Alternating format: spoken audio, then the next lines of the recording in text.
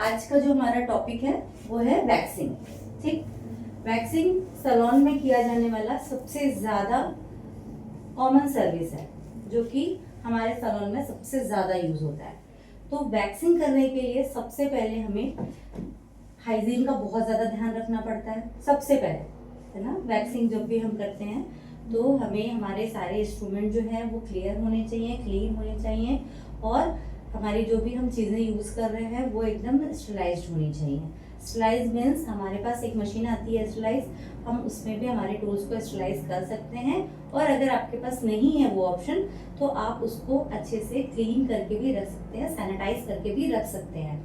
तो वैक्सिंग का अब हम सबसे पहले हम समझेंगे कि टेक्निक क्या होती है। तो वैक्सिंग जो होता है हमारे हेयर के ग्रोथ को, वैक्सिंग का मेन मतलब है हमारे स्किन से हमारे जो हेयर है उनको निकालना। तो हम हमारे स्किन के हेयर को हमेशा उनके ग्रोथ के अकॉर्डिंग निकाला जाता है। ठीक है, तो हमारे हेयर का हर फॉलिकल का ग्रोथ डिसाइडेड होता है। हमारा जो फॉलिकल होता है इसमें स्किन में, इसको जहाँ से हेयर ग्रो करता है उसको हम क्या बोलते हैं, फॉलिकल। तो हमारे फॉलिकल से जो ग्रोथ करता है उसकी एक डायरेक्शन होती है, वो डायरेक्शन सबकी अलग अलग होती है। तो हमें क्या करना है, उस डायरेक्शन को समझना है और उसके अकॉर्डिंग ही वैक्स को अप्लीकेबल करना है। ठीक है, तो हमारी डायरेक्शन अगर कहीं पर इस तरीके की है तो हम ऐसे वैक्स लगाएंगे, और अगर कभी टर्न है तो हम ऐसे टर्न करके लगाएंगे। ठीक है, तो इसके लिए सबसे पहले हमारे वैक्स का जो टेम्परेचर, हमारे वैक्स का टेम्परेचर जो कि 50 से 60 डिग्री सेल्सियस होना चाहिए। जो आपकी वैक्स ज़्यादा गर्म नहीं होनी चाहिए। अगर हमारी वैक्स ज़्यादा गर्म होगी तो हमारे क्लाइंट को हार्म हो सकता है। तो सबसे पहले आपको टेम्परेचर सेट रखना है। हमारे जो वैक्स हीटर होते हैं उसमें टेम्परेचर सेट करने का ऑप्शन होता है। हमारा ये वैक्स हीटर है, ठीक है, इसमें यहाँ पे ऑप्शन होता है। तो ये हमारा जो ऑप्शन हुआ 60, 30, 50, 40, तो यहाँ पर आपको हमेशा 60, 50 पे रखोगे। वैक्स एक बार गर्म हो जाती है, उसके बाद इसको हमेशा आप 60 में अगर रख दोगे तो आपकी वैक्स जो है उतने टेम्परेचर पे ही गर्म रहेगी और वो वैक्स हीटर उसको मेंटेन करेगा। और आजकल के वैक्स हीटर ऑटोमेटिक होते हैं जो 60 तक गर्म होने के बाद वो ऑटोमेटिक कट ऑफ हो जाएगा, बंद हो जाएगा। इससे एक श्योरिटी हो जाएगी कि आपका वैक्स उससे ज़्यादा गर्म नहीं होगा तो क्लाइंट को हार्म नहीं होगा।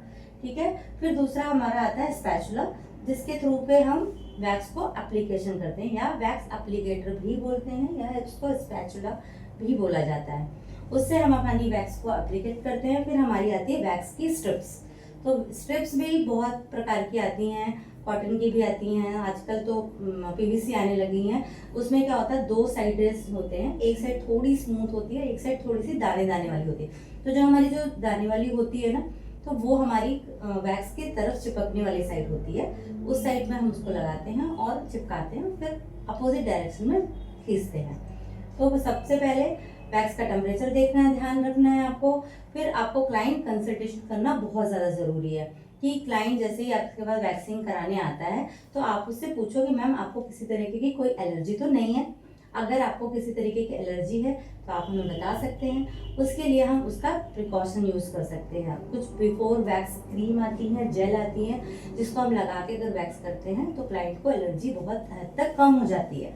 तो ये भी एक है। फिर प्लस हमको क्लाइंट को पूछना है कि क्या आपने कोई सोल्यूशन या कोई लोशन तो नहीं लगाया था, क्योंकि अगर हमारे क्लाइंट के हाथ में कोई सोल्यूशन या कोई लोशन लगा होगा तो उस हमारी वैक्सिंग अच्छे से नहीं होगी। तो इसके लिए हमें मेक श्योर हो जाना है कि उसका हैंड्स बिल्कुल क्लीन है और आपको उसको एक बार अच्छे से स्पंज करके क्लीन करना है। उसके बाद आपको बिफोर वैक्स जेल लगानी है और उसके बाद आपको वैक्स एप्लीकेटर से वैक्स अप्लाई करना है और अपोजिट डायरेक्शन में उसको निकालना है।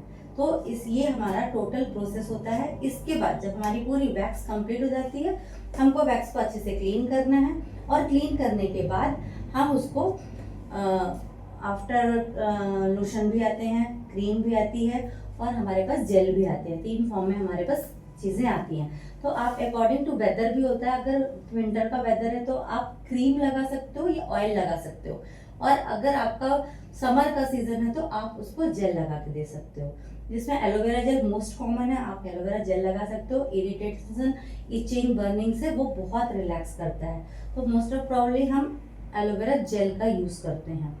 ठीक है, अब हम वैक्स की डायरेक्शन समझेंगे।